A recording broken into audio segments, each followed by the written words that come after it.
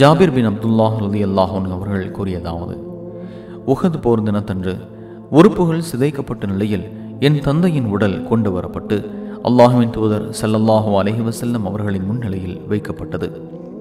அவ்வுடல் மீது ஒரு துணி போர்த்தப்பட்டிருந்தது. அப்போது நான் சென்று அத்துணியை நீக்கி என் தந்தையை பார்க்க விரும்பினேன். எனினும் என் சமூகத்தார் என்னை தடுத்து விட்டனர். நான் மீண்டும் சென்று துணியை நீக்க முனைந்தேன்.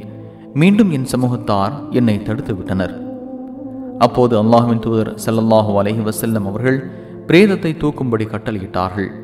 பிரேதம் தூக்கப்பட்ட போது ஒரு பெண் சப்தமாக அழுவதை கேட்ட நபி ஸல்லல்லாஹு அலைஹி வஸல்லம் அவர்கள், யார் அந்த பெண் என்று கேட்டார்கள்.